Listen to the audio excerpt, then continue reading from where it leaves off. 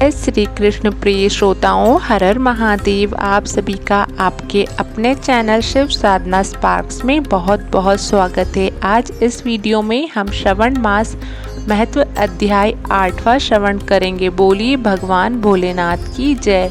भगवान भोलेनाथ का आशीर्वाद सदैव आप पर और आपके परिवार पर बना रहे। हर हर महादेव। आइए अब हम 8वां अध्याय प्रारंभ करते हैं। भगवान शंकर बोले, सनत कुमार, अब मैं पाप ताप को हरने वाले बुध तथा बृहस्पति के व्रत को कहूँगा, जिनको श्रद्धा व प्रेम के साथ करने से प्राणी को उत्तम सिद्धि की प्राप्ति होती है। ब्रह्मा जी ने चंद्रमा को ब्राह्मणों के राजासन पर अभिषिक्त किया था।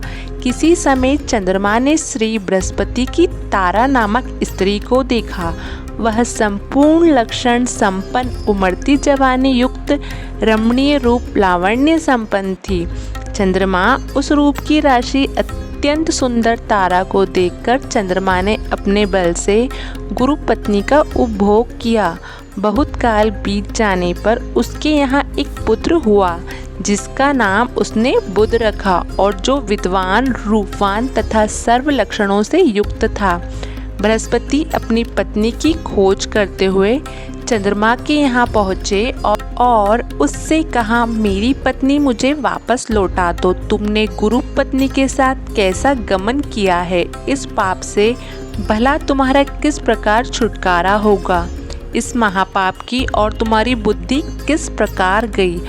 अब तुम चुपचाप मेरी स्त्री को मुझे वापस लौटा दो और स्वयं प्रायश्चित करके पाप से रहित हो जाओ। यदि तुम इसे वापस नहीं लौटाओगे तो मैं इंद्र सभा में जाकर तुम्हारे इस पाप को कहूँगा।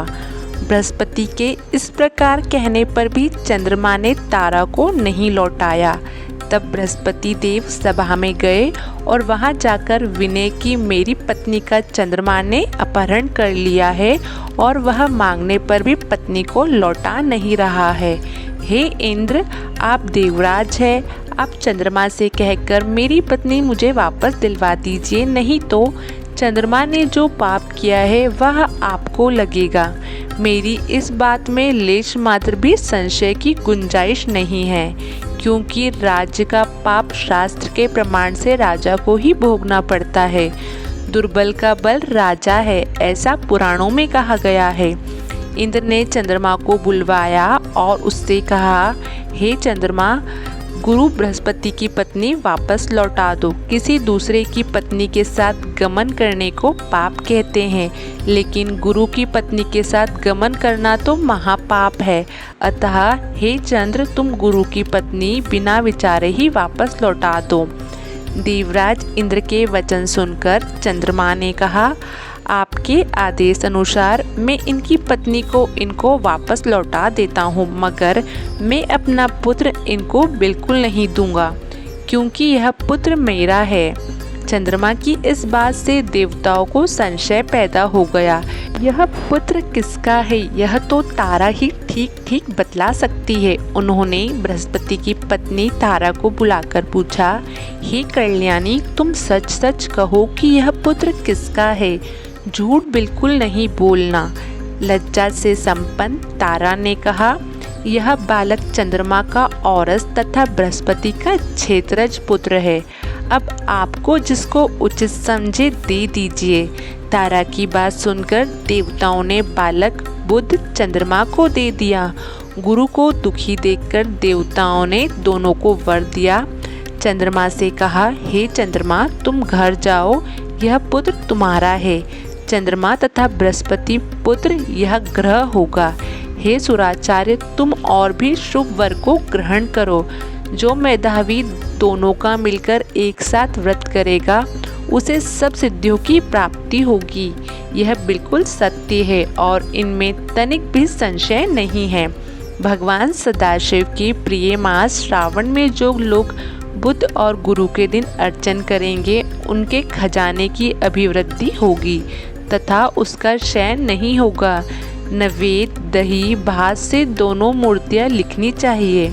जो मूर्तियों को झूले पर लिखकर अर्चन करता है, वह दीर्घायु तथा संपूर्ण गुणों से युक्त पुत्र प्राप्त करता है। जो मनुष्य खजाने में मूर्ति लिखकर अर्चन करता है उसके खजाने की अभिवृद्धि होगी तथा उसका कभी क्षय नहीं होगा। पाकशाला में लिखकर अर्चन करने से पाक वृद्धि और देवागार में लिखकर अर्चन करने से देव की दया प्राप्त होगी। शयनागार में लिखकर अर्चन करने से स्त्री का वियोग कभी नहीं हो पाता। धान्य गृह में लिखकर अर्चन करने से धान्य की वृद्धि हो जाती है। इस प्रकार यथा स्थान उसका फल होता है। 7 वर्ष व्रत करके उद्यापन करना चाहिए। पहले दिन अधिवासन करके रात में जागरण करना चाहिए। सोने की मूर्ति बनवाकर विधि पूर्वक उसका अर्चन करना चाहिए। षडोपचार द्वारा अर्चन करना श्रेयस्कार है। बाद में हवन करना चाहिए। तिल, घी तथा खीर प्रज्वलित अग्नि में देनी चाहिए।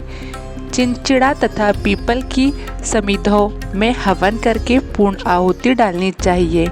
मामा तथा भांजे को भोजन करवाकर अन्य ब्राह्मण को भोजन करवाना चाहिए और स्वयं भी भोजन करना चाहिए। इस प्रकार 7 वर्ष तक व्रत करने वाला व्रती अपनी सब इच्छाओं को पूर्ण कर लेता है। जो विद्या की कामना करता है उसको विद्या की प्राप्ति हो जाती है। वह वेदों तथा शास्त्रों का मर्म जान लेता है। उसे बुद्ध, ज्ञान एवं गुरुता प्रदान करते हैं। यह सब श्रवण करने के पश्चात सनत कुमार ने भगवान सदाशिव से कहा, प्रभु, आपने जो मामा भांजे को भोजन करवाने के लिए कहा है इसका क्या कारण है, कहिए। भगवान सदाशिव ने कहा, है सनत कुमार, प्राचीन काल में एक मामा तथा उसका भांजा दोनों दरिद्र थे। वह एक दिन भोजन के लिए घूमते घूमते एक सुंदर नगर में जा निकले।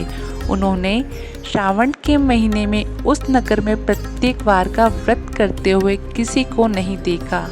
उन मामा भांजे दोनों ने विचार की, सभी स्थानों पर सूर्य तथा अन्य वारों का व्रत होते देखा पर बुध और गुरु का व्रत होते कहीं नहीं देखा। क्यों न हम दोनों इस व्रत को करें। यह अनुशिष्ट व्रत है, इसे हम करेंगे। लेकिन विधि विधान न जानने के कारण वह दोनों संशयपन हो गए। तब उसी रात उन दोनों को स्वप्न में व्रत करने की विधि ज्ञात हो गई। उस विधि के अनुसार दोनों ने व्रत किया तो उनकी बड़ी भारी संपत्ति प्राप्त हुई और वह दोनों धन कुबेर हो गए। उनका ऐश्वर्य दिनों दिन बढ़ता गया। इस तरह पूरे 7 वर्ष तक व्रत करके वह पुत्र पौत्र आदि से संपन्न हो गए। बुद्ध और गुरु दोनों ने प्रत्यक्ष होकर उनको वर दिया, आप दोनों ने हमारे व्रत का सुविचार किया है। आज से जो कोई भी इस व्रत को करेगा और मामा तथा भांजे को भोजन कराएगा वह उत्तम सिद्धियों को प्राप्त करेगा और जब इस संसार से विदा होगा, जब तक चंद्रमा और सूर्य रहेंगे तब तक हमारे लोक में रहेगा। इसी के साथ श्रावण मास 8वां अध्याय संपन्न हुआ। बोलिए भगवान भोलेनाथ की जय। दोस्तों, आपको वीडियो पसंद आई तो वीडियो को लाइक, चैनल को सब्सक्राइब, शेयर और बेल आइकन को प्रेस करना ना भूलें।